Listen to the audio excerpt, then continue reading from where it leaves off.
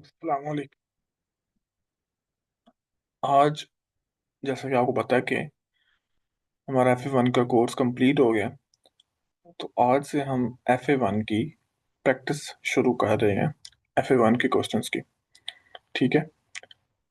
तो आज मैंने कुछ क्वेश्चंस लिए हैं सेल्स एंड सेल्स रिटर्न्स के लिए और परचेज एंड परचेज रिटर्न्स के लिए, जिसमें ऑफ कोर्स सेल्स टैक्स भी आएगा क्योंकि वो परचेजेस और सेल्स पे होता है। ठीक है।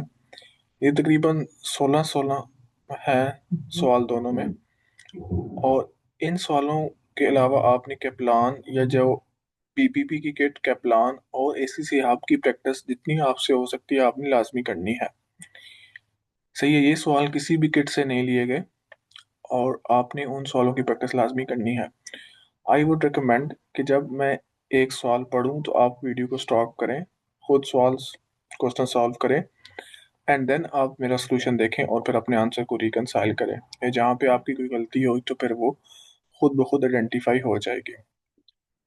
आपने, अगर आप वैसे देखना चाहते हैं तो वो भी आपकी मर्जी है, लेकिन आई वुड रिकमेंड कि आप साथ साथ सॉल्व भी करें। ठीक है। तो शुरू करते हैं। पहला सवाल है हमारे पास। A customer buys goods with list price of $4,000, 20% trade discount है। Good with the list of $1,000 are return.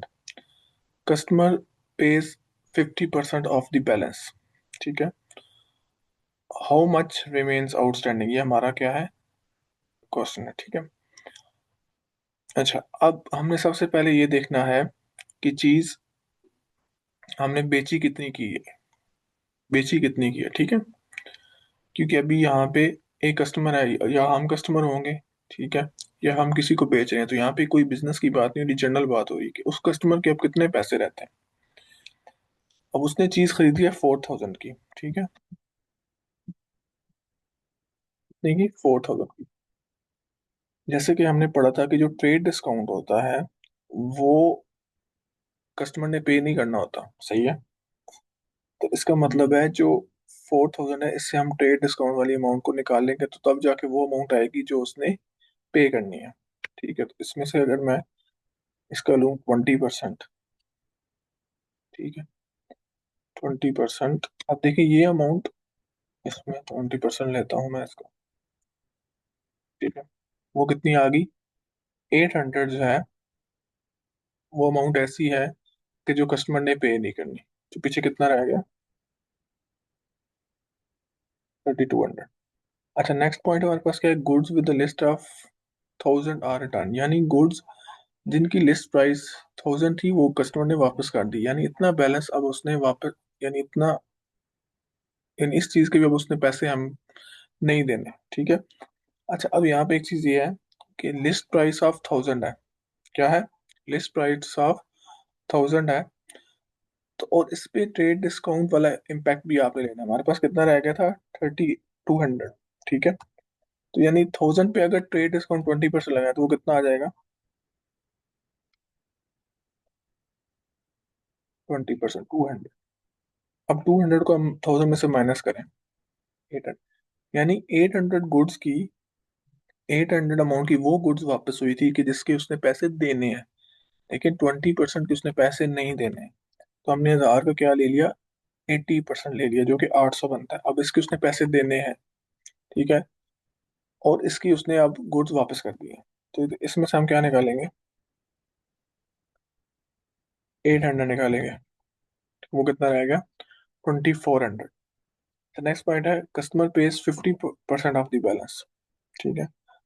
इसका 50% क्या होगा? 1,200, यानी इतना उसने पे कर दिया। तो अब टोटल पीछे कितना रह जाएगा? 2,400 माइनस 1,200। ठीक है। यानी इतनी जना अमाउंट हमारी अभी आउटस्टैंडिंग है। इसको अगर आप किसी एक और तरीके से हल करना चाहें, वो क्या है? आपने कहा कि with list price of 1,000 are return होंगे, तो लिस्ट प्राइस हमारी क्या होगी? 1,000 से कम होगी। 4,000 माइनस 1,000, 3,000। और इसमें 20% क्या है? ट्रेड डिस्काउंट, जो कि कस्टमर ने नहीं देने। तो कस्टमर ने कितने देने? 80%। कितना रहेगा? 2,400।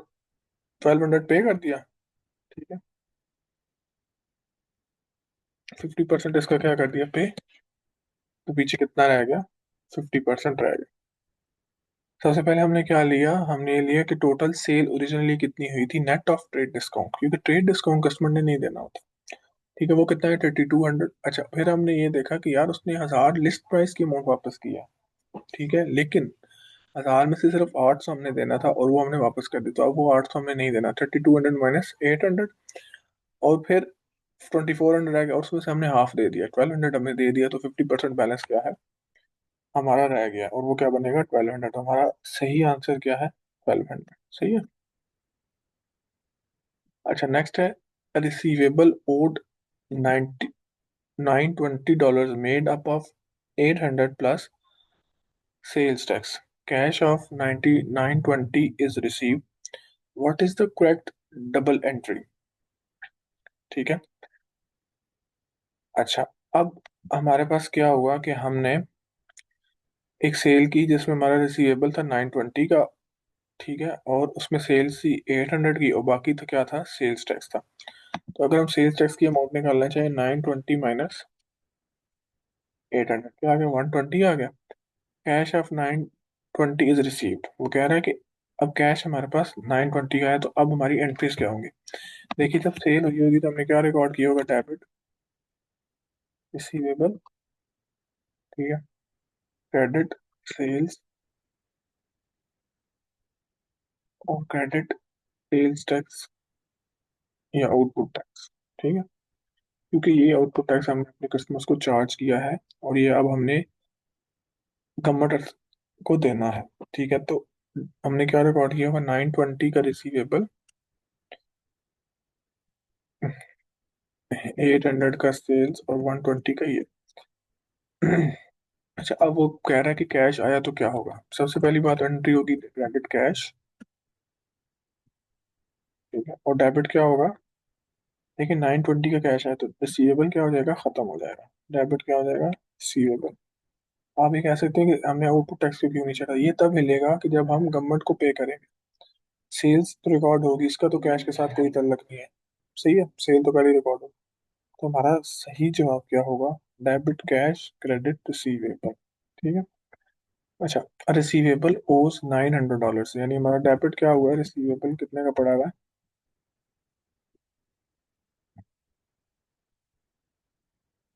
900। Goods worth 700 are return and the balance is return off, यानी 700 की गुड्स आई हैं, लेकिन हमने सारा 900 का 900 ऑफ कर दिया, राइट ऑफ कर दिया। ठीक है, अब इसका मतलब क्या है कि 700 की तो हमारी गुड्स रिटर्न हुई, यानी हमारी गुड्स रिटर्न जब होती है तो हमारी क्या एंट्री होती है? Debit receivable. ठीक है, सॉरी, डेबिट इनकम या सेल्स रिटर्न अकाउंट। ठीक है, और क्रेडिट क्या होता है? रिसीवेबल। ठीक है। अब हमारे पास 900 का रिसीवेबल खड़ा है, और गुड्स कितने की रिटर्न हुई है? 700 की, और बैलेंस हमने सारा ही राइट ऑफ कर दी, यानी खत्म कर दिया 900 का। तो क्या वो होगा? क्रेडिट क्या हुआ? रिसीवेबल 900, डेबिट सेल्स रिटर्न्स, या डिक्रीज इन इनकम कह सकते हैं। और वो कितना है हमारे पास? 700। अच्छा, अब आप देख सकते हैं कि कस्टमर ने कहा, कस्टमर ने हमें 900 देना था, लेकिन उसने 700 की गुड्स हमें वापस की। सही है, और लेकिन हमने बैलेंस सारा राइट ऑफ कर दिया। इसका मतलब है जो रिमेनिंग 200 था वो हमारा इरिकवरेबल डेट बन गया, क्योंकि अब वो हम कस्टमर से राइट ऑफ नहीं कर सकते थे, इसलिए हमने उसको क्या कर दिया? रिकवर नहीं कर सकते थे, इसलिए हमने उसे क्या कर दिया? राइट ऑफ कर दिया। तो डेबिट क्या होगा? इरिकवरेबल डेट, और वो कितना होगा? 200। तो हमारी एंट्री सही क्या बनेगी? ये सही है। तो ये चीज आपने अपने ध्यान में रखनी है। गुड्स लिस्ट प्राइस, देखें हमारी लिस्ट प्राइस कितनी है? वो है $2000। ट्रेड डिस्काउंट है 30% का, और वैट है 10% का। अब वो पूछा है सेल्स टैक्स चार्ज कितना है, यानी हमने कितना सेल्स टैक्स चार्ज किया अपने कस्टमर को। देखें, सेल्स टैक्स की कैलकुलेशन के लिए हमारे पास दो चीजें, दो में से एक होना जरूरी है, या नेट अमाउंट होनी चाहिए या ग्रास अमाउंट होनी चाहिए। ठीक है। हम हमारे पास यहाँ पे हम क्या अमाउंट फाइंड आउट कर सकते हैं? देखिए, जो नेट अमाउंट होती है वो क्या होती है? List price minus trade discount. List price हमारी क्या है? 2000, और इसके ट्रेड डिस्काउंट अगर हम निकालें तो 30%। अगर हम इसको माइनस करें, 2000 माइनस 100, यानी 1400 हमारी क्या है? नेट अमाउंट है। अब इसमें जब हम सेल्स टैक्स ऐड करेंगे तो हमारी क्या आ जाएगी? Gross amount. अब इस अमाउंट से हमने सेल्स टैक्स फाइंड आउट करना है। हमने ये पढ़ा था कि आपने अगर कोई अमाउंट फाइंड आउट करनी हो तो उस अमाउंट की जितनी परसेंटेज है उससे आपने उसको डिवाइड करना है, और जितनी परसेंटेज की आपने अमाउंट फाइंड आउट करनी है उससे आपने क्या करना है? मल्टीप्लाई। तो 1400 वो था, डिवाइडेड बाई 100। देखें, sales tax plus net amount is equal to gross amount. ठीक है। तो फॉर एग्जाम्पल ग्रास अमाउंट है 120%, तो नेट अमाउंट क्या होगी? 100, और सेल्स टैक्स की अमाउंट के परसेंटेज क्या होगी? 20। तो अब ये जो नेट अमाउंट हमने लिख लिया इसको हम 100 अज्यूम कर रहे हैं, और सेल्स टैक्स कितना है हमारे पास? 10%। तो ये क्या आ जाएगा? 140। तो ये हमारा क्या है? सेल्स टैक्स है। अच्छा, नेक्स्ट है, business makes a credit cell of 460 and a cash cell of 290, in which books of prime entry will this transaction be recorded. देखें, जो लेक्चर्स मैंने रिकॉर्ड किए हैं उसमें ऐसी बुक्स का कोई जिक्र नहीं है। क्यों? क्योंकि एसीसी ने यह अज्यूम किया है कि हम कंप्यूटराइज्ड अकाउंटिंग सिस्टम पढ़ रहे हैं। लेकिन कई दफ़ा क्या होता है कि वो पुराने सवालात भी पुराने सिलेबस के मुतालिक भी आपसे पूछ सकते हैं, तो ये चीज़ आपको पता होनी चाहिए। देखिए, 6 किस्म की बुक्स होती हैं। ठीक है। एक होती है जर्नल बुक, एक होती है कैश बुक, एक होती है सेल्स डे बुक, ठीक है, एक होती है परचेजेस डे बुक, एक होती है परचेजेस रिटर्न डे बुक, और एक होती है सेल्स रिटर्न डे बुक। ठीक है। जो होती है ना जर्नल बुक, इसमें मतलब यूजुअल ट्रांजैक्शन से हट के रिकॉर्ड होती हैं। जैसे क्या नाम है, इरिकवरेबल डाटा आ गया, सही है। इस तरह की ट्रांजैक्शन जो है ना वो जर्नल डे बुक में रिकॉर्ड होती हैं, यानी जो अनयूजुअल है, जो कभी कभी हो। ठीक है। जैसे पेरोल की ट्रांजैक्शन है, सही है। लेकिन जो कैश वाली ट्रांजैक्शन, अगर हमने कोई कैश में सेल किया या परचेज किया तो वो किस में होगी? कैश बुक में होगी। अगर हमने परचेज क्रेडिट भी किया है, ठीक है, तो वो किस में होगा? परचेज डे बुक में। अगर हमने सेल्स क्रेडिट में किया तो वो किस में होगा? सेल्स डे बुक में। अगर हमने हमें सेल रिटर्न हुई है, ठीक है, तो वो किस में होगा? सेल्स रिटर्न डे बुक में। अगर हमें हमने परचेज रिटर्न किया तो वो किस में होगा? परचेज रिटर्न डे बुक में। सही है। और ये किस स्टेज पे होता है? जब हम एक डेबिट और क्रेडिट रिकॉर्ड करते हैं जर्नल, यानी जब हम डबल एंट्री पास करते हैं तो वो बुक्स में पहले पास होती थी और फिर उससे आगे वो जर्नल एजेस में जाती थी। लेकिन अब जो कि कंप्यूटराइज अकाउंटिंग सिस्टम, सारी चीजें एक ही टाइम पे हो रही होती हैं, इसलिए एसीसी ने अज्यूम किया है, इन बुक्स को सिलेबस में इंक्लूड नहीं किया। लेकिन आपको ये चीजें पता होनी चाहिए कि कौन सी ट्रांजेक्शन किस में होती है और क्या चीज रिकॉर्ड होती है। ठीक है। अच्छा, अब बिजनेस से एक क्रेडिट सेल की है 460 की, तो क्रेडिट सेल किस में होगी? सेल्स डे बुक में। तो सेल्स डे बुक किधर है? देखिए, जो थ्योरेटिकल सवाल होते हैं ना, इनको सॉल्व करने का तरीका ये होता है कि आपने चारों ऑप्शन देखने, आपने पहले वो ऑप्शन निकालने हैं जो हो ही नहीं सकते।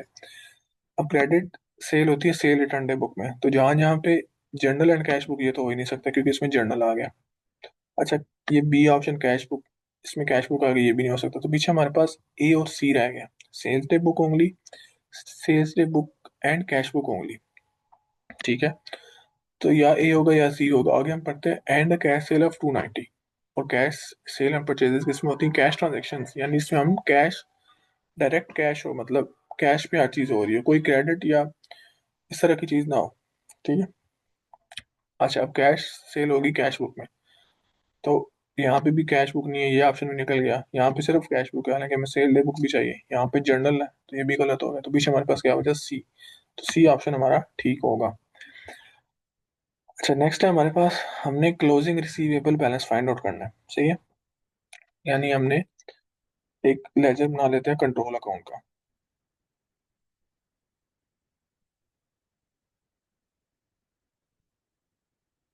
हम एक लेजर बना लेते हैं कंट्रोल अकाउंट का। ठीक है। जब वो कह रहे हैं आपने क्लोजिंग बैलेंस फाइंड आउट करना है, हमें गिवन क्या क्या है? ओपनिंग बैलेंस 5800 डेबिट नेचर, क्योंकि इसको इसके साथ नेगेटिव नहीं लिखा हुआ। तो फिर क्या हुई, क्रेडिट सेल्स हुई हैं। सेल्स मतलब क्रेडिट इन सेल्स, डेबिट क्या होगा, रिसीवेबल, क्योंकि क्रेडिट सेल्स हुई उधार पे, हमने पैसे रिसीव करने हैं। तो इससे हमारा रिसीवेबल क्या हो जाएगा, बढ़ जाएगा। अच्छा, कैश रिसीव्ड, हमें अपने रिसीवेबल के अगेंस्ट कैश रिसीव हुआ है, ठीक है, तो रिसीवेबल क्या होगा, कम होगा। ठीक है। अब हमने बैलेंस फाइंड आउट करना है। हम पहले बड़ी अमाउंट देखेंगे, इनमें दोनों में से कौन सी है, ज़ाहिर है debit side is looking larger than credit, तो हम दोनों साइड पे बड़ी अमाउंट का टोटल लिख लेंगे। अब हम उस जगह पे अमाउंट डालेंगे कि जो जिसकी अमाउंट जिस साइड पे अमाउंट कम हो। 1300 में हम क्या कौन सी अमाउंट ऐड करें कि वो इसके बराबर आ जाए, तो हम ज़ाहिर है इसमें से वो माइनस कर लेंगे। तो क्या आ गई, 6500। 6500 यहाँ पे आ जाएगी। 6500 की नेचर क्या है, डेबिट है। यह बात आपने अपने जेहन में रखनी है। अगर क्लोजिंग बैलेंस क्रेडिट साइड पे है तो उसकी नेचर डेबिट होती है, अगर डेबिट साइड पे है तो उसकी नेचर क्या होती है, क्रेडिट होती है। और वैसे भी जो साइड बड़ी हो, क्लोजिंग बैलेंस हमेशा उस साइड का होता है। अब इधर डेबिट साइड बड़ी थी तो क्लोजिंग बैलेंस उस साइड का है। ठीक है। अच्छा, नेक्स्ट है हमारे पास, a product as a list price with with the 5% trade discount and 10% settlement discount expected to be taken and 5% VAT। ठीक है। और 5% क्या है, वैट। अच्छा, अब देखिए लिस्ट प्राइस। अच्छा, हमारे पास सवाल क्या है, what value should appear on the invoice. देखिए इनवॉइस पे वो अमाउंट आती है जो ट्रेड डिस्काउंट से लेस हुई भी हो। ट्रेड डिस्काउंट एक जुबानी कलामी डिस्काउंट होता है, उसकी कोई अकाउंटिंग नहीं होती, वो ना जनरल लेजर में आता है, वो कहीं भी नहीं आता। ठीक है। तो अब हमने 10,000 से हमने पहले क्या करना है, net of trade discount find out करना है। तो हम पहले ट्रेड डिस्काउंट निकालेंगे, उसकी अमाउंट है क्या।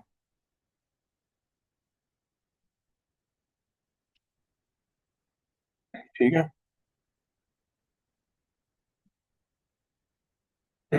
ये वैट को मैं यहाँ से निकाल रहा हूँ। सही है, ये हमारे सवाल में नहीं है।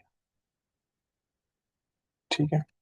अच्छा, ये 500 आ गया, यानी 500 से हम लिस्ट प्राइस को कम करेंगे, 10,000 माइनस 5, 9,500। सही है। और 10% settlement discount expected to be taken, यानी 10% सेटलमेंट डिस्काउंट क्या है, एक्सपेक्टेड टू बी टेकन है। यानी बिजनेस ये अज्यूम करे कि वो डिस्काउंट ले लेगा, तो वो इनवाइस क्या करेगा, कम से कम करेगा।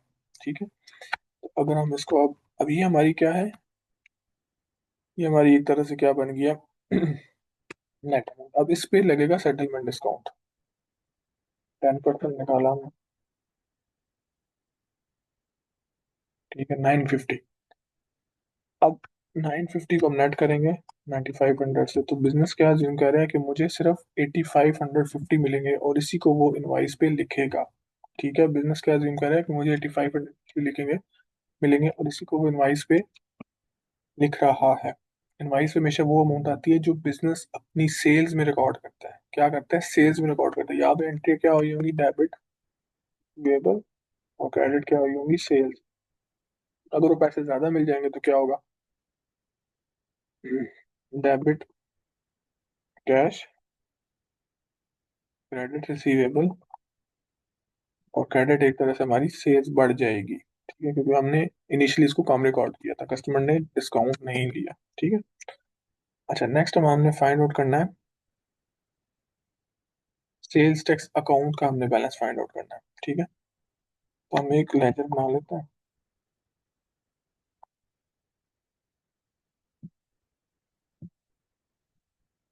सेल्स टैक्स अकाउंट का हमने क्लोजिंग बैलेंस फाइंड आउट करना है। अच्छा, ओपनिंग हमारे पास क्या है, पेबल है। ठीक है, पेबल के किस साइड पे आएगा, क्रेडिट साइड पे आएगा। तो ये सेल्स टैक्स लाइबिलिटी है। ठीक है, ओपनिंग, यानी इसका मतलब ये था कि output tax was greater than input tax in the previous year. Okay, या प्रीवियस पीरियड। अच्छा, अब हमारी सेल्स हुई है 32,000 की। ठीक है, सेल्स कितनी हुई है, 32,000 की, और हमारे पास टैक्स कितना है, 20%। अब इस 32,000 से हम पहले वो अमाउंट निकालें कि जो हमने गवर्नमेंट को पे करनी है। सेल्स में हमने कस्टमर से टैक्स लिया होगा। ठीक है, और ये हमने गवर्नमेंट को पे करना है। अब उसने कहा कि सेल्स एक्सक्लूसिव है, इसमें 32,000 में सेल्स टैक्स की अमाउंट शामिल नहीं है, यानी ये क्या है, नेट अमाउंट है। अगर ये इंक्लूसिव होता, जैसे नीचे परचेजेस आ रही हैं, तो ये क्या होती, ग्रॉस अमाउंट होती। अब हमने इस एक्सक्लूसिव अमाउंट से कैसा, कौन सी अमाउंट फाइंड आउट करनी है, सेल्स टैक्स पेएबल की, जो कि सेल्स पे हमने गवर्नमेंट को पे करना है। तो 32,000 इंटू ओवर 100, क्योंकि नेट अमाउंट की परसेंटेज हमेशा gross amount minus sales tax of percentage होती है, 50%। ठीक है, तो ये कितना आ गया, अच्छा सॉरी परसेंटेज लगा, 6400। सही है, ये क्या आ गया, 6400। अच्छा, अब 6400 का हम ये करते हैं, यहाँ पे कि हमारी लाइबिलिटी क्या होगी, बढ़ गई। अच्छा, नेक्स्ट है परचेजेस इंक्लूसिव है। अब हमने इंक्लूसिव अमाउंट से फाइंड आउट करना है, और ये 18,000 पे क्या हो जाएगा, ये 120 होगा, क्योंकि इस 18,000 में नेट अमाउंट भी शामिल है। ठीक है, तो इसको हम अगर हम 20 से मल्टीप्लाई करें तो ये क्या होगा, 3,000, यानी अब हमने गवर्नमेंट से रिकवर करना है जो हमने परचेजेस पे सप्लायर्स को पे आउट किया होगा। अच्छा, आगे है सेल्स टैक्स पेड, हमने कितना गवर्नमेंट को पे कर दिया, यानी अपनी अपनी लाइबिलिटी हमने क्या कर दी है, कम कर दी है। हमने अपनी लाइबिलिटी क्या कर दी है, कम कर दी है, तो वो क्या आ जाएगा, 2400 के इधर आ जाएगा। लाइबिलिटी की नेचर क्रेडिट होती है, उसको कम करने के लिए हम क्या करते हैं, डेबिट। सही है, अब हमने इसका क्या करना है, क्लोजिंग बैलेंस फाइंड आउट करना है। अब हम देखेंगे दोनों साइड में से बड़ा कौन है, पहले हम इसको प्लस प्लस करेंगे और फिर हम इनको प्लस करेंगे। देखिए, ये क्लियर है कि क्रेडिट साइड बड़ी है। ठीक है, तो रिलेटेड 200 हम लिख लेंगे, जो, और क्रेडिट साइड क्या थी, बड़ी थी। तो अब हम इस साइड पे, डेबिट साइड पे अमाउंट को डालेंगे, और वो कौन सी अमाउंट होगी, जो 8200 माइनस दिस होगी, क्या होगी,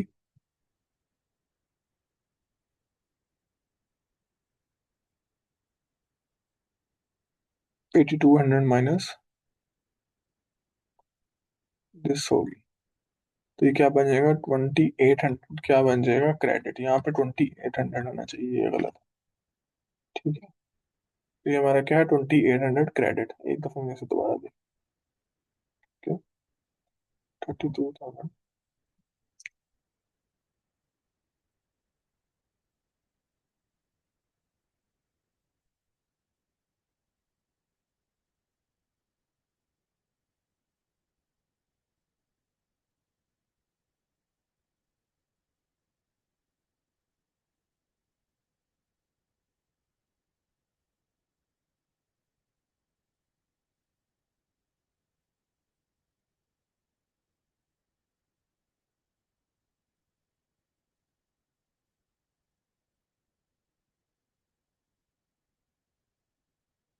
हम्म, तो ये सही है बिल्कुल, ये ऑप्शन गलत था, ये 2800 क्रेडिट है। सही है? तो ये चीज आप अपने ध्यान में रखनी, इस तरह आप क्या करेंगे, क्लोजिंग बैलेंस फाइंड आउट करें।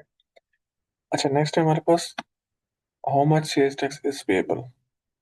A business sells good for 1,080 and purchases good for 750. Both prices include sales tax. देखिए, जहाँ पे लिखा हो तो फिर आपने अज्यूम करना है कि इस प्राइस प्राइस में लिखा हुआ है, इस प्राइस में सेल्स टैक्स इंक्लूड है, यानी ग्रास अमाउंट। जहाँ पे ना लिखा हो तो आपने यही अज्यूम करना है कि ये नेट अमाउंट है। सही है, अब हम ये क्या अज्यूम करें कि दोनों ग्रास अमाउंट है। तो अब हमने इस ग्रास अमाउंट से पहले दोनों इनपुट टैक्स और आउटपुट टैक्स निकालें, 180 और 120 इंटू 20, 180 आ गया। इसी तरह 720 ओवर 120 इंटू 20, कितना आ गया, 180। अब ये इनपुट है 180, क्योंकि ये सेल्स पे है, और ये क्या है, आउटपुट है, क्योंकि ये किस पे है, परचेजेस पे है। सॉरी, मोल्टा मोड। ये आउटपुट है, और ये क्या है, हमारा इनपुट टैक्स है। ये परचेजेस पे है, और ये हमारा किस पे है, सेल्स पे। यानी हमारी सेल्स टैक्स पे जो लाइबिलिटी है, वो हमारी किससे ज्यादा है, सेल्स टैक्स रिकवरेबल से। तो हमने 60 क्या करना है, वो गवर्नमेंट को पे करना है। तो ये हमारा 60 आंसर होगा। ये when should sales tax on a credit sale be recorded. देखिए, एंट्रीज हमेशा तब होती हैं जब उसका सपोर्टिंग डॉक्यूमेंट इशू हो जाए, और वो तब होता है जब मेजरली इनवॉइस इशू हो। ठीक है, कब हो, इनवॉइस इशू हो। When cash is received credit sale है, सही है, तो इसमें कैश तो रिसीव बाद में जाके होगा, सही है। व्हेन द पीरियड एंड्स, इसकी कोई सेंस नहीं है। व्हेन द कस्टमर पेज, वो बाद में भी पे कर, वो ज़ाहिर है बाद में पे करेगा क्रेडिट सेल। लेकिन सेल्स टैक्स जैसे ही हम इनवॉइस इशू करते हैं, जैसे ही हम कस्टमर को ये कहते हैं कि तुमने मुझे पैसे पैसे देने हैं, तो साथ ही हम अपना पेबल भी रिकॉर्ड कर लेते हैं जो हमने गवर्नमेंट को पे करना होता है। तो जैसी इनवॉइस इशू होती है सेल्स टैक्स भी रिकॉर्ड हो जाना चाहिए। अच्छा, when must a business charge sales tax, लेकिन जब एक बिजनेस रजिस्टर होगा वो सेल्स टैक्स चार्ज करेगा, ठीक है, तो ये बात अपने ज़हन में रखनी। When it make profits, loss वाला बिजनेस भी चार्ज करेगा। व्हेन इट इज इनकॉर्पोरेटेड, मतलब रजिस्टर हो, ना भी हो तो भी करेगा। व्हेन इट इज रजिस्टर, ठीक है, रजिस्टर है तो फिर उसे करना ही करना। When it is employ staff, बेशक वो बिजनेस एक एम्प्लॉय का, एक सोल प्रोप्राइटर खुद ही चला रहा हो, फिर भी उसने सेल टैक्स चार्ज करना ही करना है अगर वो रजिस्टर है तो। देखिए, इसका कहने का मतलब ये है कि बिजनेस को कब लाजमी करना चाहिए। अगर अगर ये चीज़ें ना भी हो फिर भी बिजनेस ने करना है, अगर ये चीज़ें ना भी हो फिर भी बिजनेस करना है, लेकिन अगर रजिस्टर्ड नहीं है तो फिर वो नहीं करेगा। ठीक है, तो registration is must to charge sales tax. अच्छा, which date is most appropriate to write off, इसका सवाल का मतलब ये है कि कौन सा रिसीवेबल हमने राइट ऑफ करना है जो कि ज़्यादा अप्रोप्रिएट है। लेकिन रिसीवेबल हम तब राइट ऑफ करते हैं जब हमें कस्टमर से पैसे मिलने के चांसेस बहुत कम हो जाए, ठीक है। अब एक कैश सेल अनपेड, इसका कुछ समझ नहीं आ रही इस ऑप्शन की। अब कैश सेल हो रही है तो फिर हमने कौन सा डेट क्रिएट किया, तो ये तो निकल गया। Cash sale outstanding for 1 week, ठीक है, अभी उसको एक हफ्ता हुआ। जनरली बिजनेस का 30 डेज होता है, 60 डेज होता है, तो इसकी भी कोई सेंस नहीं बनती। Credit sale over due for 18 months, 1.5 साल हो गए कस्टमर ने हमें पैसे नहीं दिए, ठीक है, तो इसका बनता है credit sale with in terms. अभी तक जो हमारा रिसीवेबल रिकॉर्डेड है क्रेडिट सेल का, वो अभी हमारे टर्म्स में, अभी जो हमने इसको पीरियड दिया है वो उसमें आ रहा है, ठीक है। तो मोस्ट अप्रोप्रिएट ऑप्शन क्या है, सी, ठीक है। यहाँ पे 1 वीक से मुराद after the terms of 1 week है, यानी जो हम 30 डेज देते हैं उसके बाद उसे 1 वीक हुआ।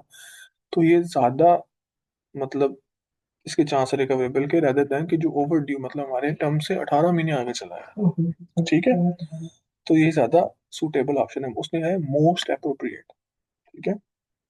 ये दफा थ्योरेटिकल क्वेश्चन में आपने एक से ज्यादा सूटेबल ऑप्शन लेना होता है, रेदर देन कि आप कोई भी ऑप्शन जो आपको सही लगे वो आपने लेना है, जो बेस्ट आंसर होता है आपने वो लेना होता है, सही है। अच्छा, the purpose of an age receivable analysis, देखिए एज रिसीवेबल एनालिसिस क्या होता है।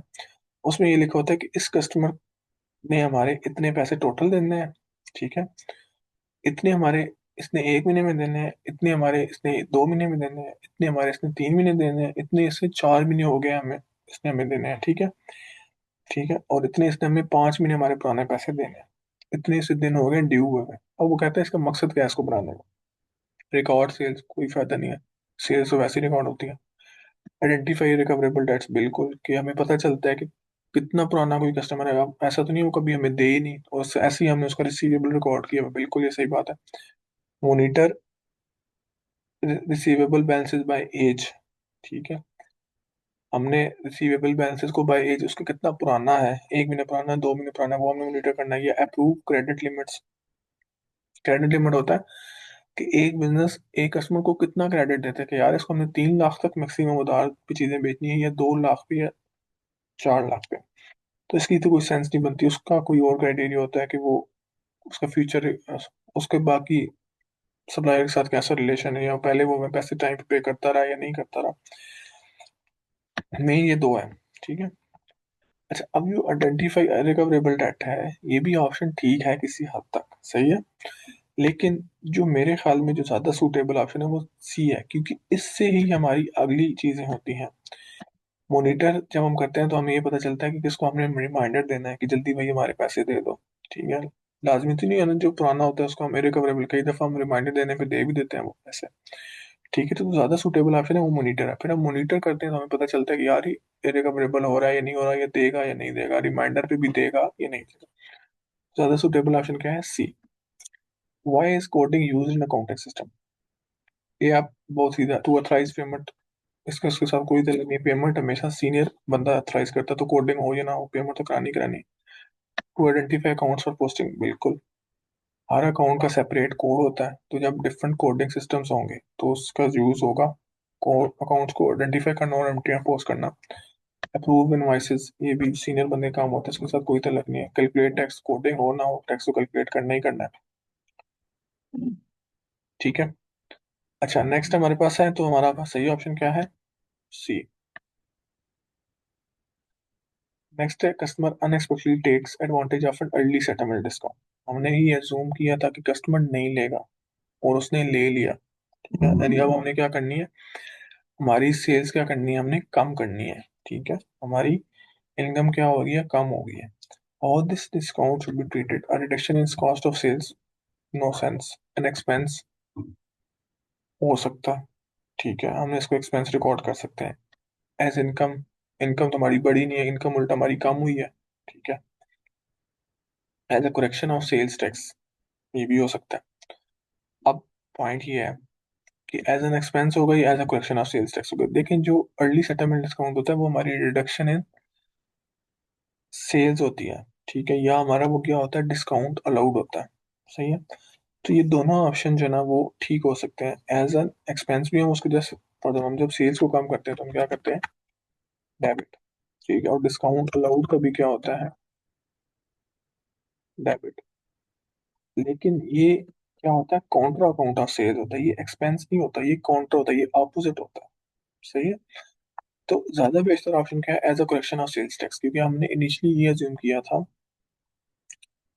कि हमारी सेल ज्यादा हुई और हमने गवर्नमेंट को ज्यादा पे करना है जो हम कस्टमर से रिकवर करेंगे।